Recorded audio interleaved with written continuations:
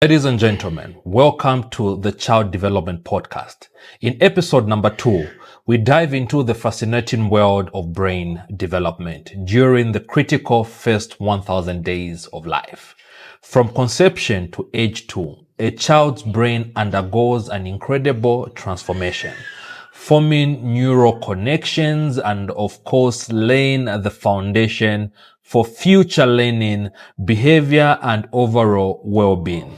We will explore the neuroscience behind this rapid brain growth. We will also discuss the profound impact of early experiences, both positive and adverse, on shaping the brain architecture and influencing long-term outcomes. And of course, in this episode, we're going to be joined by Professor Yamba, who together we will delve into the role of nutrition, environmental factors, and sensitive periods in brain development. We will also share practical strategies for caregivers to promote healthy cognitive, social, and emotional growth in their young children. Additionally, we will highlight the importance of early intervention and support services and discuss the long-term implications of investing in early childhood development for individuals and society as a whole. Join us, ladies and gentlemen, as we dive into this exciting episode number 2 of the Child Development Podcast. Professor Yamba, welcome to the Child Development Podcast, recording episode number 2. Thank you, Emmanuel. I'm very glad to be here once again as we journey through this very exciting podcast. Amazing. Indeed, it's an incredible new innovation and exciting journey where we are looking at the development of our most precious resource, which are the children. Yes. And in the first episode, you set us on fire. Yes. You turned the room upside down.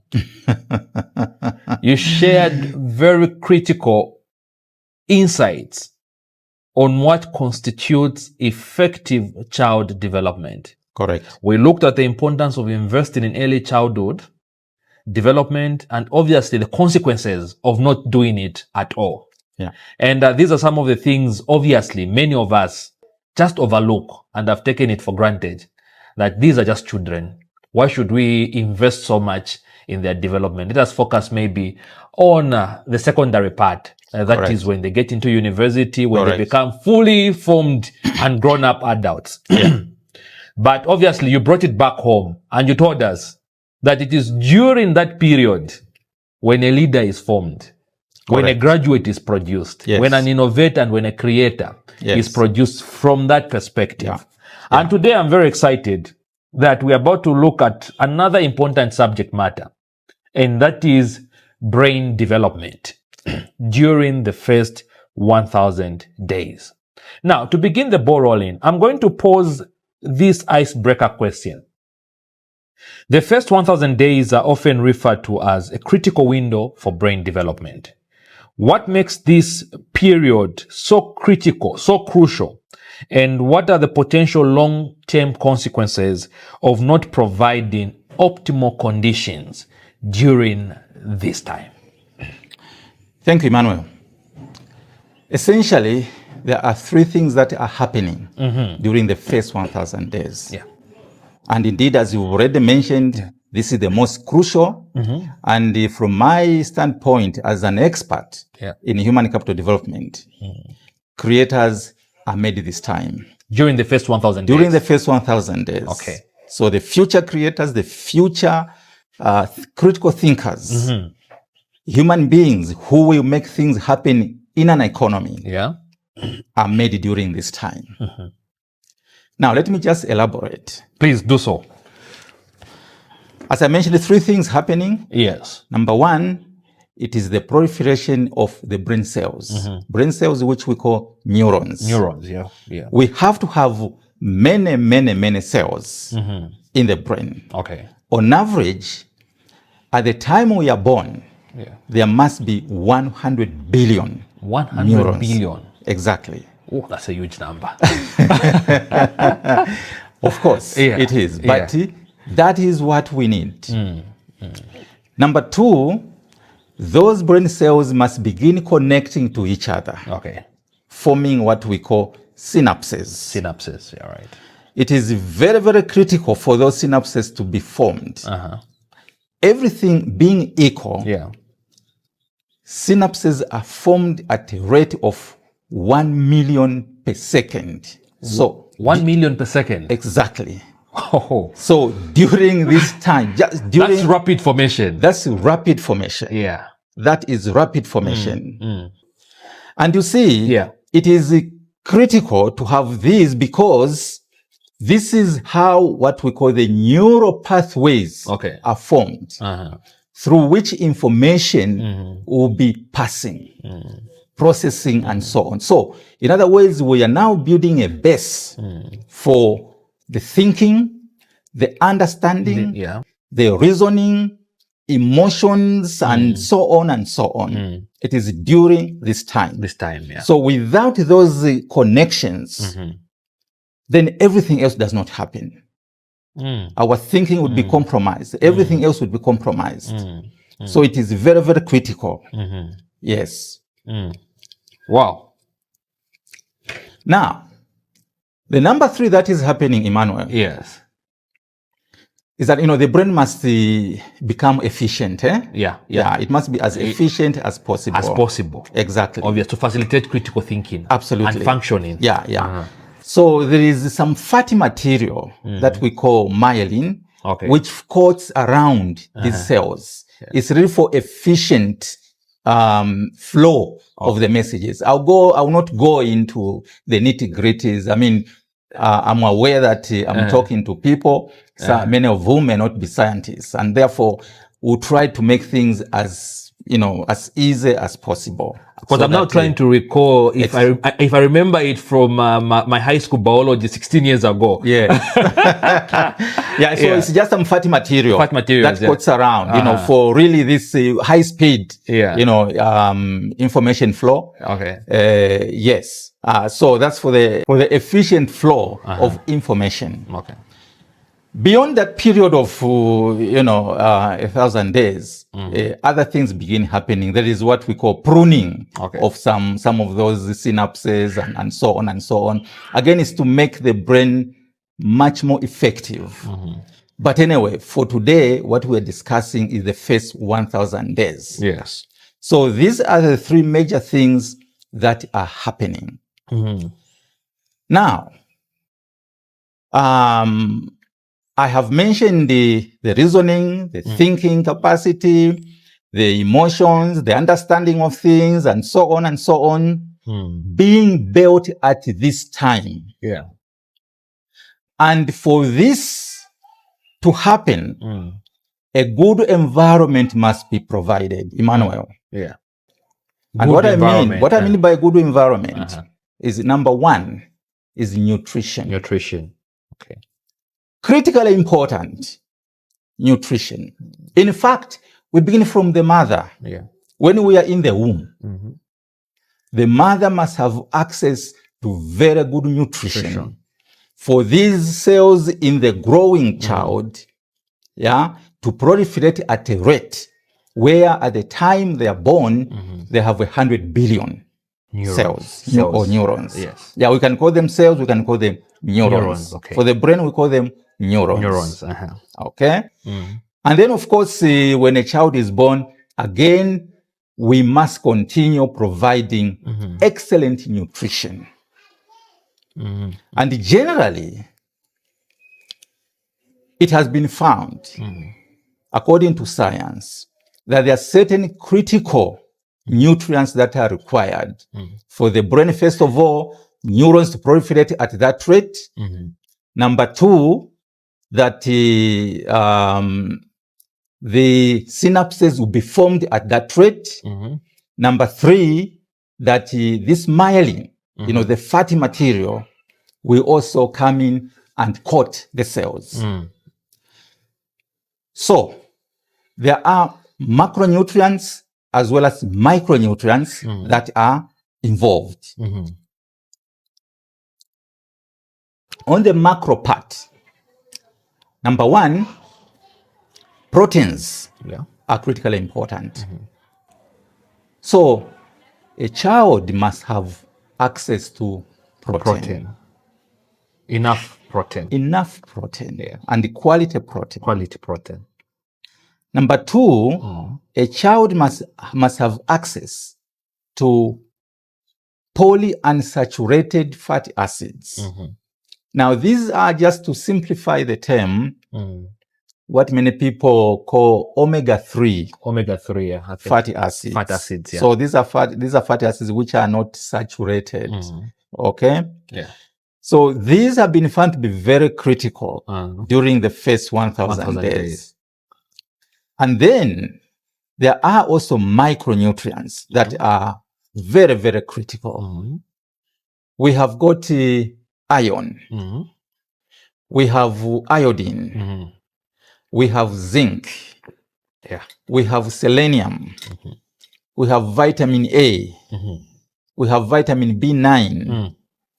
And we have choline. Choline is simply a vitamin-like, substance as well. Okay. So these are the critical nutrients that have been, found to be important to ensure that proliferation of the neurons, the formation of synapses, as well as the myelination, which is, this coating by this fat-like substance. Okay.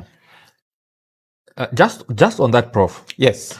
You've mentioned these critical nutrients that are needed for effective and efficient brain formation. Yes. During the first 1,000 days. Yes. Now, there could be a mother out there who obviously has gotten interested. Yeah. And you've listed the whole set of nutrients. Yes.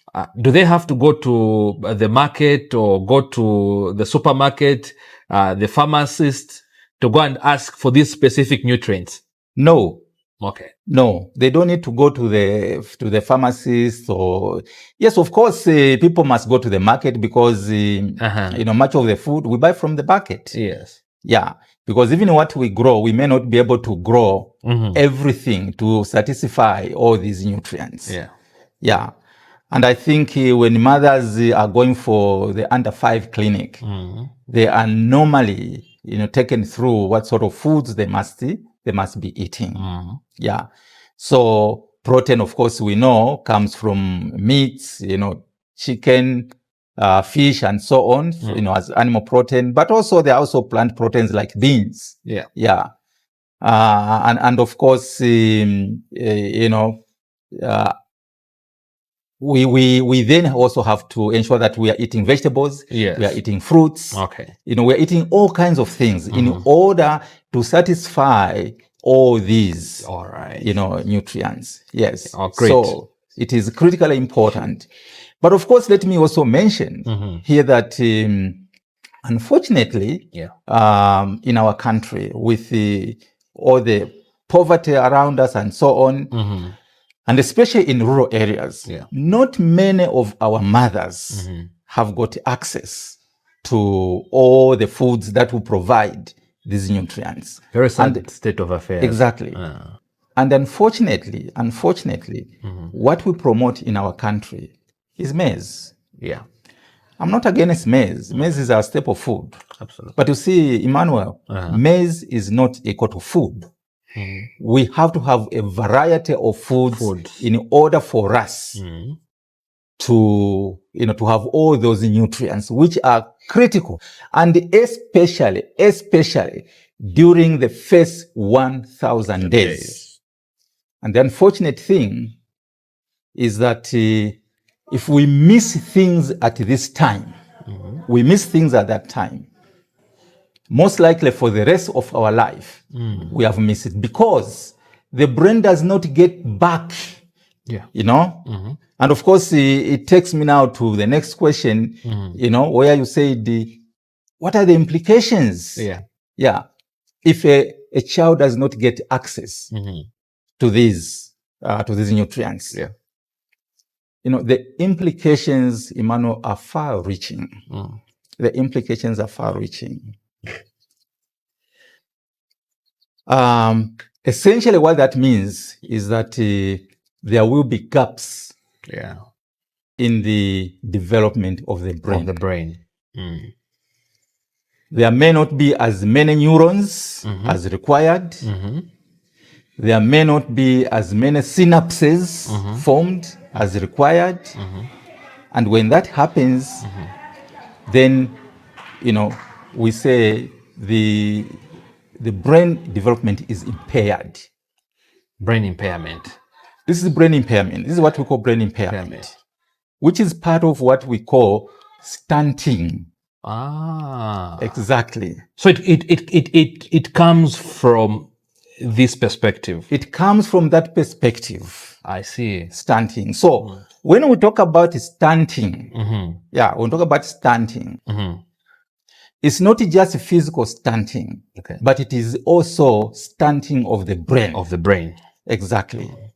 So the impairment of the brain growth and development can be referred to as stunting. Stunting. Okay. Yes. Because for stunting, men, we just focus on the child is not growing as are they supposed to, because they are lacking, certain nutrients to foster their growth. So mainly we look at it from a physical point of view. Yes. But it is very interesting to also hear about stunting when it comes to brain development. Absolutely. So what that means is that our cognitive function becomes stunted. Okay. And when our cognitive function is stunted, is impaired. It means that it affects the performance, how this person is going to perform in future. And this is why we always say that the first 5 years, the first 5 years are very crucial in this, because beyond 5 years, everything closes up in as far as the brain development is concerned. Because remember, at 2 years, the first 1,000 days, the brain is at 80%. Of the adult capacity. At least I can remember that from the first episode. Exactly. It's at 80%. Yes. And by 5 years, we are at 90%. 90%. So more or less everything closes up by that time. And therefore, beyond that, even if a person later on is exposed to good nutrition, good environment, the brain doesn't get back to begin filling up those gaps that were created. It's too late. It's over. It is over. So this is where I would like the parents like yourself, and especially the young parents and all those, grandparents, educators, and so on, who are taking care of these little ones, especially during those first 2 years. Think about this. This is the time that you want to create your child into a thinker. If you're a caregiver out there, this is the time you want to give an environment that will mold this person into a great thinker. This is the time that we really must make these creators that will run the economies efficiently. This is the time. Thank you very much, Professor, for that elaborative response, taking us on a journey on understanding the importance of brain development during the first 1,000 days. And of course, you're bringing in new insights and new information, something that we as parents need to pay particular attention during these critical days. Now, neuroscientists have discovered that the brain is remarkably plastic during early childhood. Can you explain in its simplest form what neuroplasticity is and how it relates to the formation of neural connections and brain architecture in the first few years of life? Okay, thank you, Emmanuel. Neuroplasticity simply refers to the ability of the brain to adapt and reorganize, to the experiences. The child experiences a lot of things during that time. And And we always say that, during this time, the brain is so elastic that it will adjust to anything. Yeah, this is why I said that this is the time that you build critical thinkers. Yes. It can adapt to anything and reorganize itself. Yeah. So if during this time, the child is exposed to insults, yeah, then that is what is kept in the child's brain. That's what to adapt. That is exactly. Yeah. Exactly. So anything that the child is exposed to, the brain very quickly shifts to that. Okay. Yeah. So essentially, that is all it means. And by the way, I should have mentioned this. Yeah, I should have mentioned this earlier. That it is also during this time that the sensory system is developed. Developed, yes. Yeah, yes. Yeah. The vision, the hearing, the taste, the the smell and touching and so on. Yeah. The first sense being developed is the hearing. The hearing, yeah. Exactly.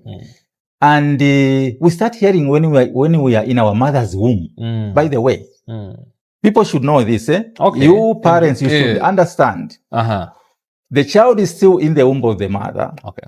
And so the hearing begins there. So the child is hearing a lot of things. The way parents are conversing. If they're fighting, the child is hearing that. The language that the parents are using in the home. Yeah. The child is hearing all that. All that. So what I'm saying is that, Emmanuel, this child, when they are born, don't think that they are just babies. No, they're not just babies. Yeah. They are people who are already absorbing things. Yeah. In fact, at this 2-year period, this is the time that the brain has the highest absorptive capacity. It is during this time. So that is what this neuroplasticity means. Just this capacity to just adapt and reorganize to any experience out there. Yes. Wow. Interesting. I didn't know that babies could hear anything when they're still in the womb. Yes, many people. It is important for us to know. To know. Yeah. So we start making these critical thinkers in the womb. Yeah. We don't make them when they start going to school. No. People should know this. Yeah. And especially you who are parents now, but everyone, because the grandparents should also be interested. The teachers, the educators, caregivers. Yeah. Everybody must understand this, that, human capacity development begins from the womb. From the womb. We have talked about nutrition enough. Enough, yeah. Okay? Yes. Yeah. So without proper nutrition, you are done. You are done. Yeah. And nothing can change. And nothing can change, unfortunately. If you miss those days. Feeding proper and critical nutrition needed for the critical formation of the brain. Absolutely. Interesting perspective. Now, Prof, repeatedly, you're talking about parents, you're talking about caregivers, and those that are always around or are in the presence of these developing children. So we often hear about the importance of nurturing relationships and a responsive caregiving for children's development. Can you elaborate on how these positive experiences directly impact the developing brain and lay the foundation for future learning and behavior? Great. Yeah. Let me mention here that providing a good environment for the child during that period is critical. The love that you show to the child, the way you talk to the child, the health care, how you are caring for the child's health, and so on and so on, how you are playing with the child, with toys, with what, that nurturing environment. Remember, I talked about good nutrition directly impacting the proliferation and the formation of synapses. Synapses, yes. Synapses which are important for the brain function. I have to keep repeating this. Yeah. Because without the brains connecting, then the brain doesn't function. Doesn't function at all. Exactly. Okay. Now, this nurturing environment also has a direct impact on the formation of synapses. So how you care for your child during that period has a big, big direct impact. Because it also adds to this, rapid formation of the synapses. Yeah. 1 million every second. Every second. Exactly. Yeah. So it's not just nutrition alone, but also just the environment that you provide. So what that means is that if during this time the child suffers from trauma or anything that is not conducive during this time, what it means is that it slows down the formation of synapses. And anything that slows down the formation of synapses is now impacting on the future of this particular individual. These are the individuals who in future, they're just average people. They're just average people. They will go to school quite okay. Yes. They're just average students. They'll finish school. They'll start work. At work, they'll just be workers. They're not critical thinkers. No. They may start a business. Generally, the business will not grow because they just don't have it in their DNA that they can move from point A to point B. And Emmanuel, when you look at our economy, you can make conclusions. Where we are coming from. Yes. And all of us can make conclusions. In the first episode, we talked so much about poverty. Absolutely. Why are we poor? In the abundance of everything. Yes. Why are we It poor? all begins from there. It all begins from there. Yes. But obviously someone can argue on the contrary. Say, well, we have individuals who were raised in very poor backgrounds. Grew up in distorted environments. Yes. But today we're able to point at a few who've emerged to be great entrepreneurs, who've emerged to be great leaders, so on and so forth. And then we are talking about missing the first 1,000 days, meaning that when you miss that window period, in short, in most of the things, you've been inadequate and incapacitated to operate at your optimal level, at your full potential. How would you address such a concern? Nature is difficult to understand. I think in any environment, however harsh it is, there will emerge one or two individuals who will perform differently. So when I make these general statements, I'm not necessarily saying that everybody will be affected in the same way. We get affected differently, for sure. Yes, there are people coming from really poverty, and harsh poverty for that matter. But they emerge to be great people. They are there in Africa, in the, outside Africa. They are there. But that is how nature works. But you see, we have to make general statements. Absolutely. So that everybody understands that, for us to be on this trajectory, these are the things that we must do. We must do. Exactly. And if we want our economy to thrive, then this is what we must do. Because it's a collective movement. It's a collective movement.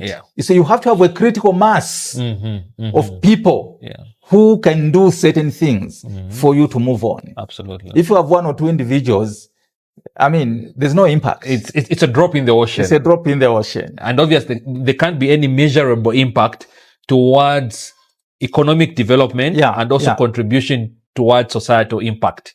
Exactly. Exactly. No, I hear you very much. And obviously, I thought of clearing the air on that aspect. So that people can understand that, yes, it's not always on the tail end, out of a Western situation, one or two individuals will emerge to be different from the masses. Yes. But if we were to quantify the country's development, if we were to attain sustainable development, hit economic growth, have creators, innovators, be a world-class economy, absolutely, then majority of the population must be in that category. Yeah, majority of the population. Now, Prof, on the flip side, what are some of the examples of adverse childhood experiences or toxic stress, like you had mentioned it earlier, that can disrupt healthy brain development? And how might these early adversities increase the risk of developmental delays or long-term issues, healthy issues? Okay. Number one is undernutrition as an environment. Okay. Undernutrition can have adverse effects. And the brain will be affected in terms of its development. I think I've adequately addressed that. The other thing is just the environment, which again I have adequately addressed. I mean, environment in the home. You know, how are the parents caring for the child, and of course the caregivers as well. How are they caring for the child? Yeah. If a child suffers trauma, that has a far-reaching effect on the child in terms of his future performance. The other thing is the pollution. You see, Emmanuel, I'm sure as you drive around, as you walk around, you see pollution everywhere. I know where that point is taking us. Very pathetic. It is pathetic. Environmental pollution. And I was telling my colleague that, you know, I think of all the towns I've visited, one of them is Lusaka. Yes. Very dirty town. Very, extremely dirty. Extremely dirty. So there are fumes being produced from all that garbage that we throw around. And then sometimes what do? We even burn that same garbage, you know, in the open, producing again fumes, and we're inhaling all that, and children are inhaling all that. There is there's open sewers in many places. And as you pass there, you are carrying your child either on your back or in the car. All that is coming into the child. The child is inhaling all that. We indiscriminately burn our forests, you know, we burn charcoal, we burn all kinds of things. And all that is coming into the environment. And we're inhaling all that. Not only that, there are also some heavy metals in our environment, like lead. I'll give an example of Kabwe. I'm sure you may or may not be aware that Kabwe, in terms of lead pollution, is in the world. I think it's the first or second highest polluted city in the world in terms of lead pollution. And all this pollution in the environment causes a negative effect on the development of the brain. Those synapses that we are talking about are affected. So it is important, even as we are talking about cleaning up the city. We must ask ourselves, why are we cleaning up the city? It's not just for the sake of cleaning up because we want the city to clean. It's much more beyond that. Or there's a certain delegate who's coming. No.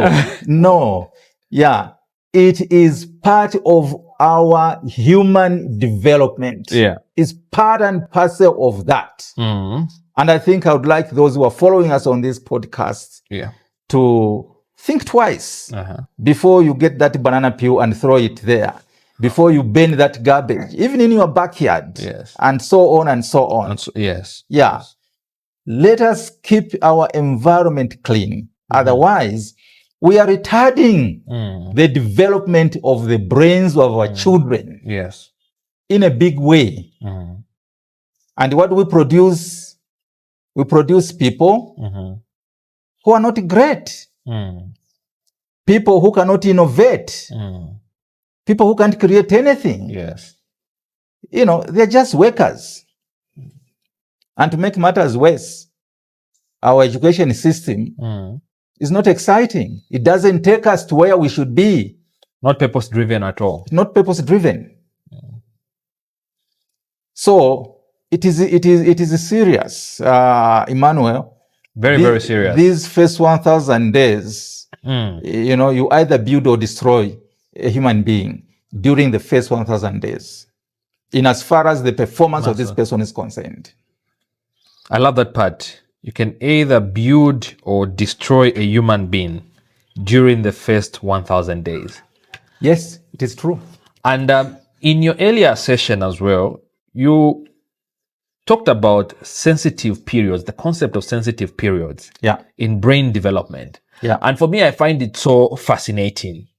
And obviously, as an extended question, can you give us some of the examples of a sensitive period and explain why it's crucial to provide the right stimuli and experiences during these window periods of opportunities or windows of opportunities? Okay. Generally, these, when we talk about sensitive periods, these are, windows of what you can call, heightened brain plasticity. We've talked about plasticity already. Yeah. When specific skills or abilities are mostly acquired. Okay. So we are talking about language development, for example. Yeah. Which is acquired during these first, the first 2 years. Yes. Right? Yeah.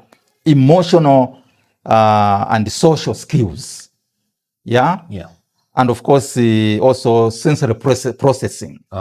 Processing of the information. The brain receives a lot of information from the external environment. Yeah. Of course, from within the body and also from the external. Yeah. Yeah. And so these are the sensitive, periods in the development of the human brain. And so I think we've talked about the factors that we should provide to ensure that all these things happen. A child needs to begin reacting positively to whatever is happening. They need to have these social skills. Yeah. So in other words, when they interact with other children, other people, objects, and so on, they have to be socially intelligent, and so on and so on. Yeah. Well, thank you very much. Of course, no wonder it's very fascinating. Yes. And that's the reason why it's called sensitive periods, because it's a window of opportunity. It's a window of opportunity, exactly. Yeah. Exactly. Yeah. I love it. Yeah. Now let's talk about, of course, we've touched on nutrition. Yeah. I think we've spoken about nutrition. Yes. Starting from the first episode, and even in this episode, just as we were rolling the ball, you talked on the negative implications. Yes. When nutrition is overlooked, how it impairs brain development. And you highlighted some essential nutrients and their specific roles in supporting health, brain growth, and function during the first 1,000 days. Yeah. But obviously, at the helm of providing nutrition, then we have parenting and caregiving. Yeah. So I wanted to appreciate from your perspective how parenting and caregiving practices can significantly influence a child's brain development. I know you talked about it, you scratched on it, but to draw on specific and practical examples, what are some of the practical strategies or activities that caregivers can incorporate in their daily routine to promote cognitive, social, and emotional development in their children? Yes. Let me just get back a little bit to nutrition. Okay.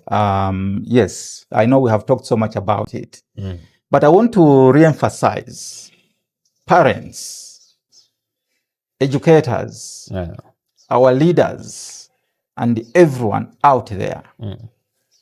Nutrition is the number one thing that we must provide if we want to build human capital. All right. Human beings who will have the knowledge. Yes. Human beings who have the skills. Human beings who have the right attitude. The right attitude.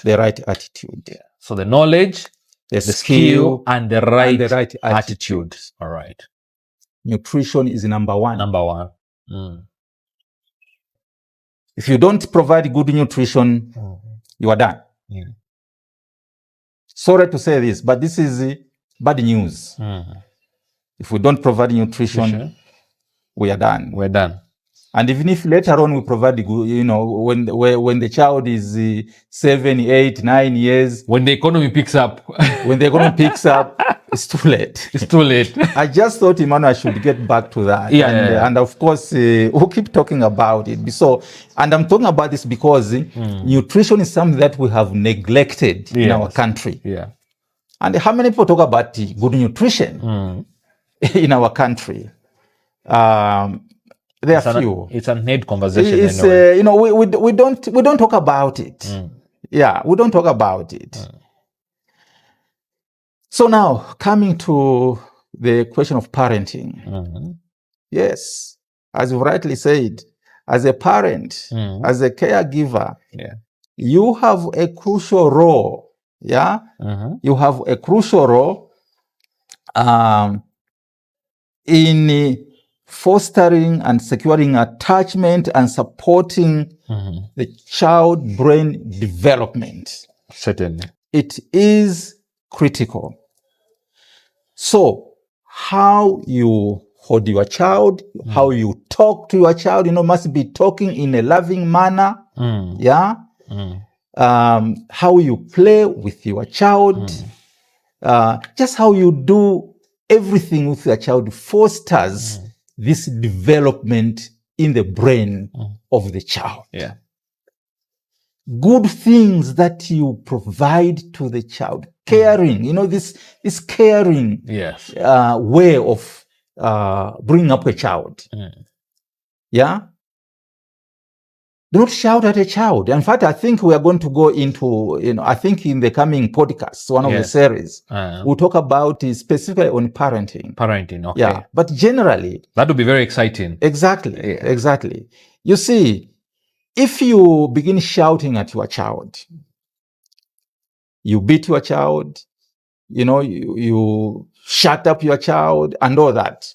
What you are doing, in fact, Emmanuel, is that you are interfering with the development of the brain in terms of those synapses that I talked about. Because for those synapses to keep adding on to it, like that, you need a good environment. Absolutely. So anything that is negative, anything that is negative, it will have an impact and it will slow down the formation of those synapses. Yes. Okay. So this is why it is important for all of us, the parents, the caregivers, and everyone to really provide a good environment. You cow your child today, they will remain cowed for the rest of their life. Yeah. So don't do that. Just provide a good environment. I know, Emmanuel, in our African families, many of us, and probably many people can give their own experiences where they are coming from, how the parents treated them and how they grew up and so on. How we used to be whipped, punished without food the whole day, sent to the fields to look after the animals. Exactly. So those things simply negate the development of the brain in the child. They negate the performance of this child, not only now, but in the future. So it remains permanent. Yeah, it remains permanent. Now, obviously, that is sad, Emmanuel. Very sad. It is sad. Very sad. So let us give our children the very best, and especially during this time that we are talking about, the first 1,000 days, the child just needs the very, very best. So from what I'm picking on parenting and caregiving practices, which is very, very important to me as a young parent. First of all, when it comes to responsive caregiving, I must pay attention and give affectionate support and interaction. Absolutely. And also support the child in whatever they are doing. If they, support also problem solving. Children are there to explore. Let them explore. See, many times, unfortunately, we prevent them even from exploring because we think they are babies. No, they're just little babies. You see a child wants to, jump here and there or touch this. So all the times, stop. Even when it comes to playing with toys, some parents, what they do. Actually, that point is coming home. It's coming home. Eh? Yeah. I can relate. And, a child may have toys to play with, and some parents say, no, don't play with the toys. So probably they'll just bring out one toy. This is the only toy that you can play with. Let the child explore. This is the time that they must explore. Support them. And then you are building a great human being for the future. Interesting. So we need to engage in activities that stimulate the senses, promote exploration, and encourage problem solving, which enhances neural connections and cognitive skills. Absolutely. So let's talk about early intervention and support.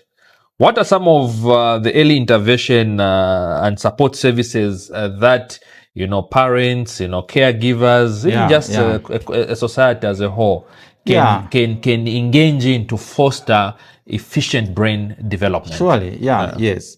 I think early childhood education is one of those interventions. I do realize that not everybody today in our country has got an opportunity to send their child to preschool. By early childhood education, I simply mean preschool. So this is from age of 3 to 6. I think now it has been reduced to 5 because at 6 in Zambia, going forward, I think starting from next year, they can study grade 1 at 6 years. 6 years. Yeah. So basically, we're talking of 3 to 5 years. But even before that, there are some facilities that provide what they call, daycare facilities, so where they give care to children. So I think early childhood education is an intervention. Great. But then you need great teachers at that time. In our case, many times, the people that we send as teachers at preschool to go and train at preschool, this is public knowledge. Are the people who perhaps have not done well in school, and then we say, imweenda nichabe kuteaching, go and teach the kadolis. Generally, I know there are people out there who went there really because they have the passion for it. But generally, this is what is known out there. So these are the people that we send to go and do training for the children. Playing a very, very critical role. But look, Emmanuel, you are entrusting this whole nation, into the hands of those people. You yourself said, this one has not done well in school. And so now go and train as a preschool teacher. Wow. What do you think? Where shall we go? Where shall we go as a nation? We have to have high flyers at that level. In other countries, you cannot teach at that level if you don't have a degree. You have to have a degree. That's the minimum. That's the minimum. Because, depending on where you are, in some countries, you have to have a minimum of a master's degree. In other countries, it's a PhD. Yes. That's how they value early childhood education. That's how they value early childhood education. But for us, but here, what is early childhood education? People even laugh at you, and look at the way we treat the teachers at that level. Yes. Look at the way we treat them. Yeah. And yet they're more inferior to those that are teaching at the upper level. Exactly. Yeah. Exactly. And yet, as I mentioned earlier at the beginning of the podcast, there is no any other period in human life as critical as this.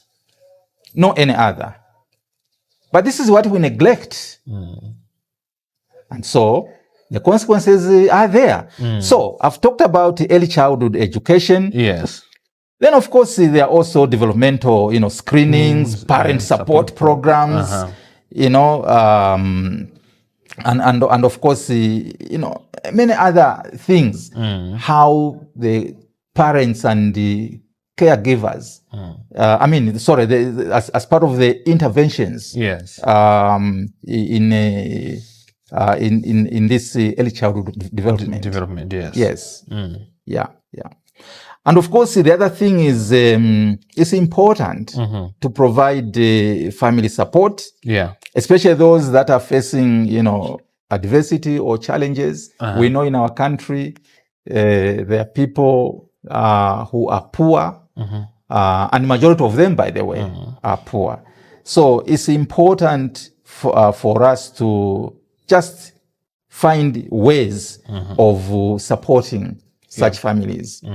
And it's important also for government to come up with policies. How can we support those families? Yeah. Just as at the level of, this early childhood education, there must be these policies that really support early childhood education positively. Yes. Rather than what we are seeing. We are seeing. Yeah. Now, looking ahead, what are some of the long-term implications of optimal brain development during the first 1,000 days? Yeah. How might investing in early childhood development benefit not only individual parents or individual families, but benefit us as a society as a whole? Right. Yeah. Now, early experiences shape lifelong patterns of learning, behavior, and health. That's number one. Yes. Early experiences. They shape lifelong patterns of learning, behavior and health. All right. And this is why it is at that time, it is at this time that we can also create what we call junkies. Yeah. The famous term.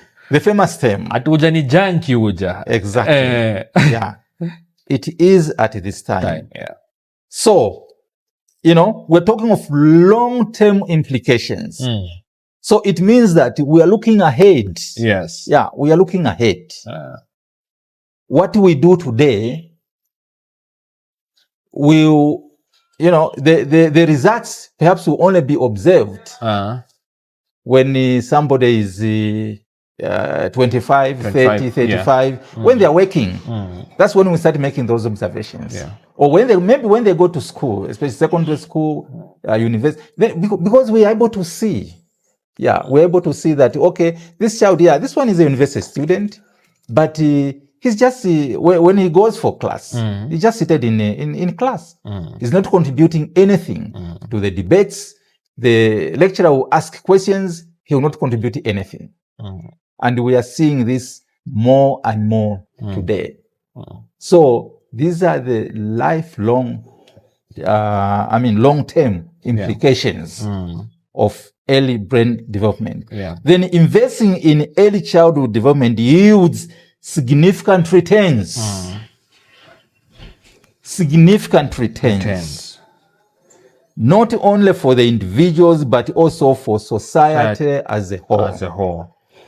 Remember, Emmanuel, that when we invest in a child,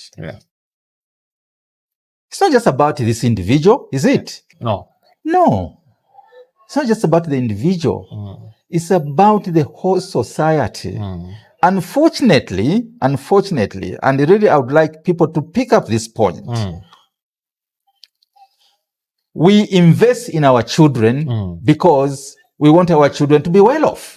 Period. Period. Yeah. As simple as that. As simple as that. We don't think beyond that. Yeah. And so, even when they become adults and they begin working, ask them this question. And I've tested this several times.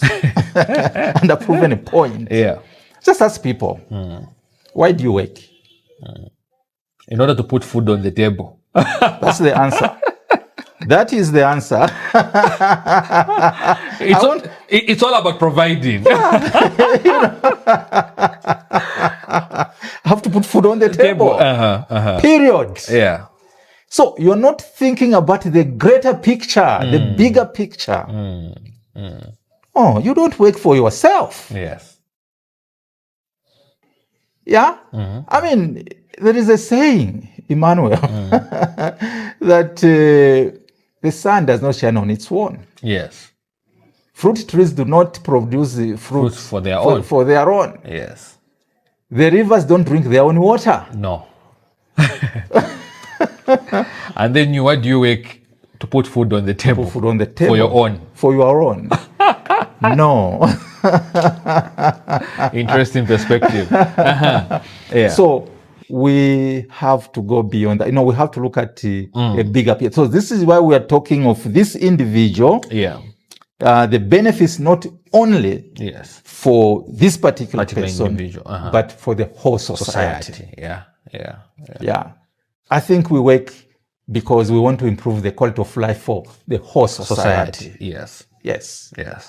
Yes, indeed, we'll be compensated for the work that we are doing. Yeah, that's okay. In fact, we must be compensated anyway. Yeah. And of course, we must eat and so on. But really, real work demands that you are working to improve the quality of life for the whole society. And that's why we need innovators, by the way. Yeah, and it starts from this conversation. It starts from this conversation. Yeah. If we are just ordinary workers, we just go and work, go back home and sleep. We work, go back home and sleep. We are not adding value. There's no value addition. Absolutely not. Yeah. And if there's no value addition to our quality of life, we cannot enjoy better life than we are enjoying today. It's not possible. Yeah. It is not possible. Yeah. My key takeaway is early experiences, they shape lifelong patterns of learning. Absolutely. Behavior and health. Yes. Investing in early childhood development yields significant returns, not only for individuals, but also for society. For society as a whole. Yes. Yeah. So, to wrap up our conversation. Yes. Obviously on the aspect of the first 1,000 days. Yeah. With respect to brain development. And obviously, so many lessons that I have learned. Never thought of it this way. At some point, I was thinking that human being, the brain is developed at a university or college. Elsewhere is just building up. I know for us to go and pursue our respective studies. That's right. Where now you become an engineer, you become the doctor, you become the scientist. That's where now your brain is fully developed. I can tell you, you never become a good engineer, you never become a good doctor, a good lawyer, a good accountant, or whatever. If you did not begin from the very beginning. Yes. And truthfully speaking, many of us, even as young parents now, we are obsessed with investing for our children's education when they get to university. Yes. Yeah, you are right. So you even start saving. Yes. Yeah. Those who are able to save, you are saving for university education. Yeah. I mean, I'm not saying that don't save for university education, but at the same time, don't neglect these early years, because it matters most. By the way, yes, here it matters most. I must re-emphasize. Yeah, it matters most during these first 1,000 days. So we need to strike a balance. Absolutely. Yeah. Absolutely. Ensure that you invest properly in terms of nutrition, yes, in terms of care, yeah, education, yeah, and so on. Yeah. Invest properly and make sure you invest properly. You know, I'm impressed by some of the parents anyway. Yes. Today we have a number of these preschools, especially private preschools. There are a number of them that have come up. And I'm amazed to see that a good number of parents are actually investing in that area. They take their children to those schools and they pay a lot of money. Yeah. A lot of money. Perhaps much more money than they would pay when their children go to university and so on and so on. Actually, that's very true. That's true. Yeah. So it's very good. But perhaps what they don't understand is what we are discussing now. Are they investing to ensure that their children's, development is as great as we are talking about now? Are they aware of how the brain develops when they invest there? What is it that they're thinking?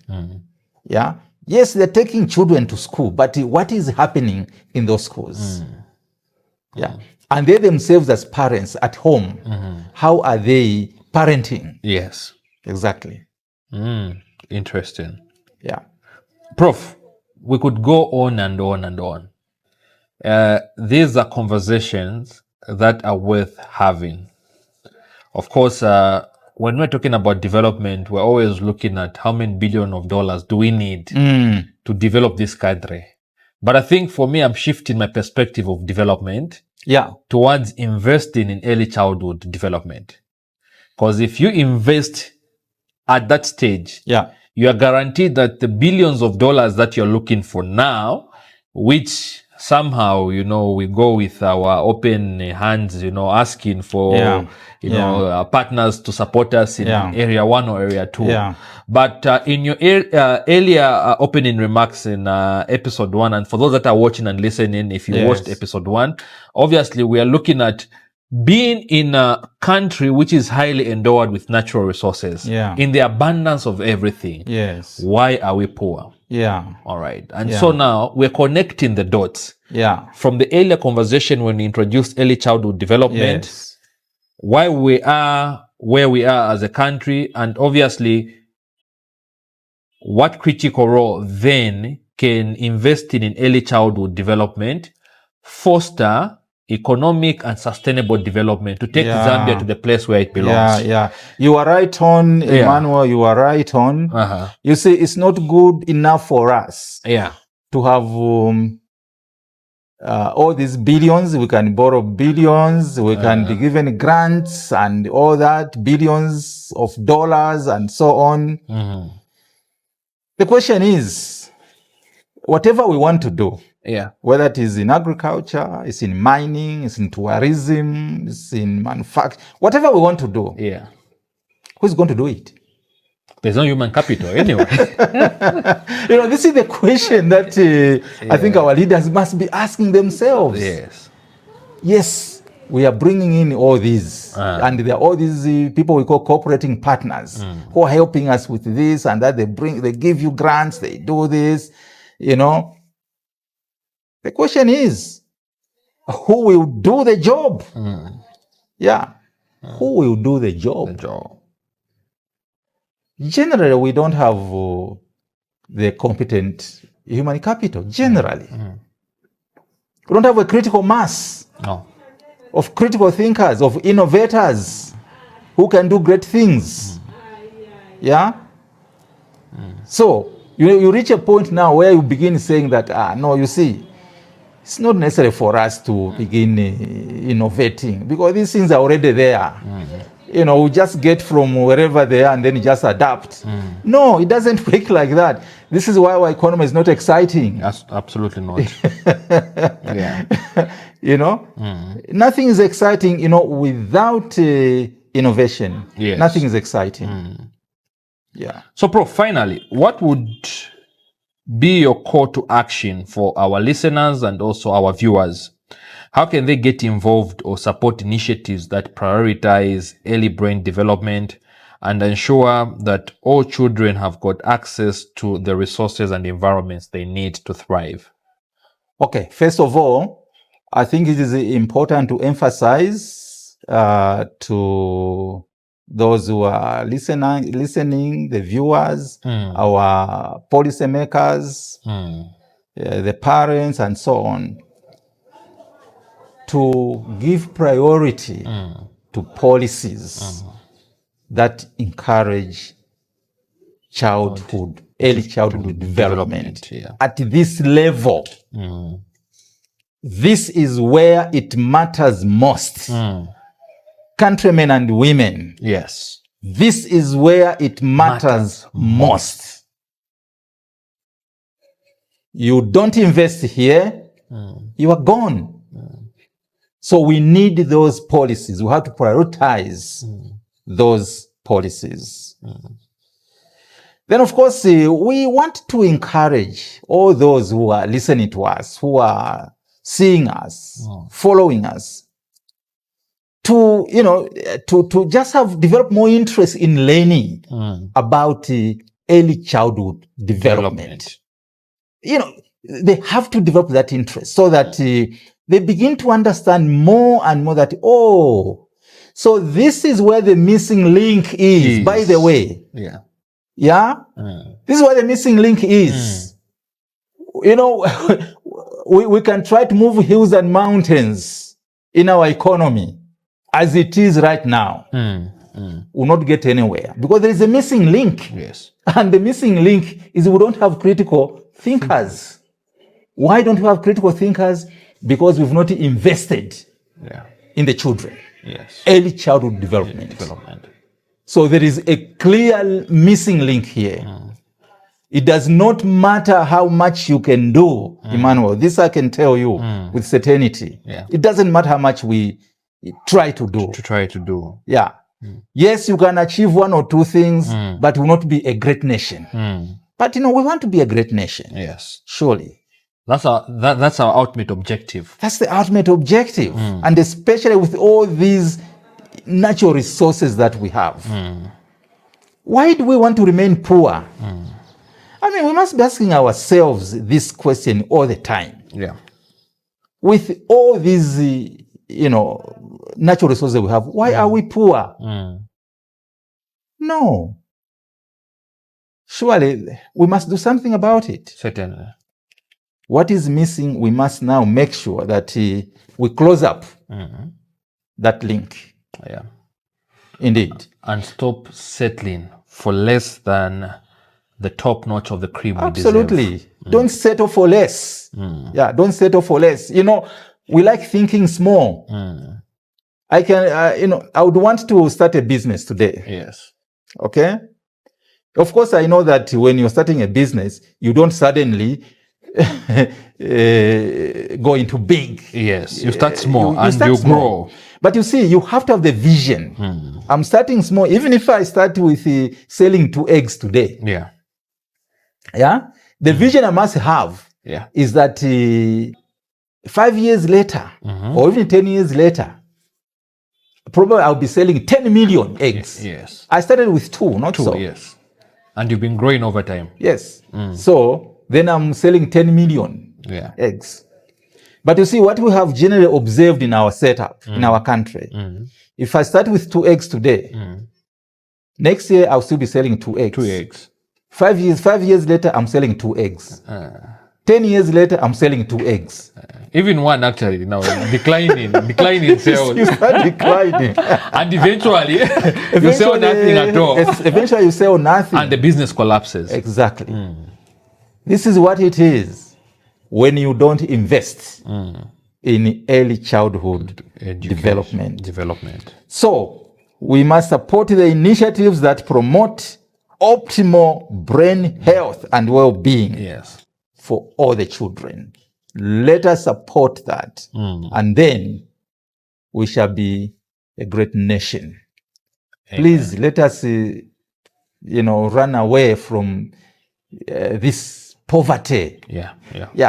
Many times, Emmanuel, I say this is poverty which is self-inflicted. Absolutely. Yeah. Absolutely.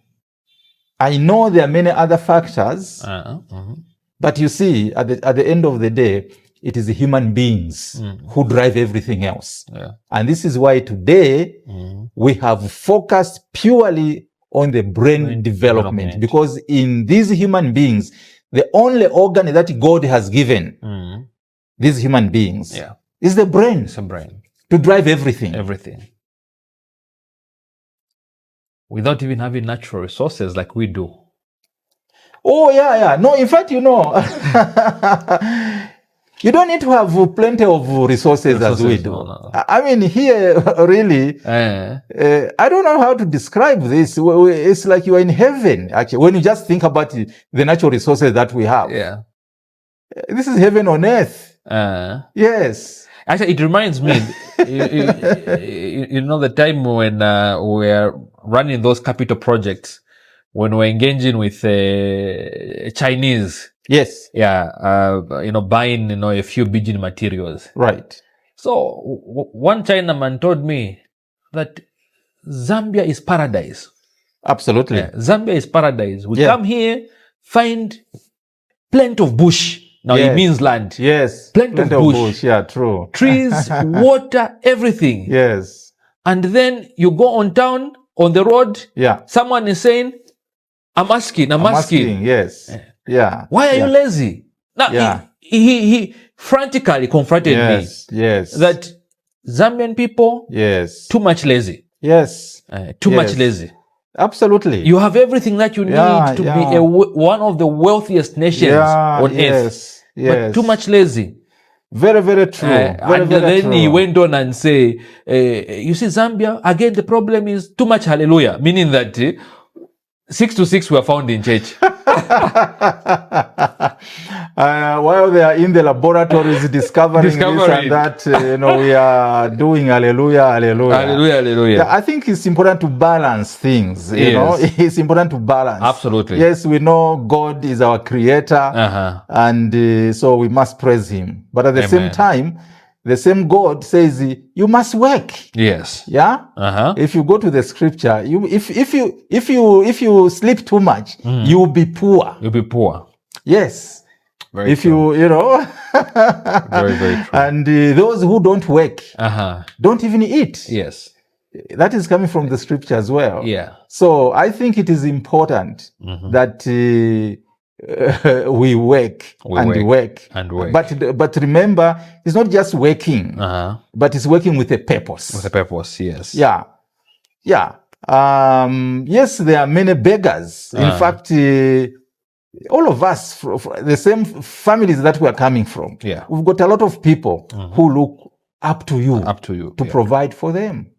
But these are body able people. Yes. I mean, able-bodied people. Able-bodied people. Yeah. But they want to beg from you. The question is why? I think we can do better. Absolutely. We can do better. Absolutely. But also let us remember that this situation has been created over a long period of time because of where we are coming from. Yes. Yeah. How we have socialized ourselves when we are born, when we grow up in those families. Yes. What sort of socialization do we undergo? Yeah. Now, Prof, thank you very much for your critical insights on brain development during the first 1,000 days. No, you're most welcome. And we are looking forward to further engagement as we grow the narrative of this podcast when it comes to child development. Indeed. And to our listeners, to our viewers, thank you for joining in. And we're looking forward as well to hosting you in the next episode as we continue breaking down the critical elements and functionalities of what constitutes effective child development that guarantees sustainable development and shared prosperity. Until next time, goodbye. Thank you. Goodbye.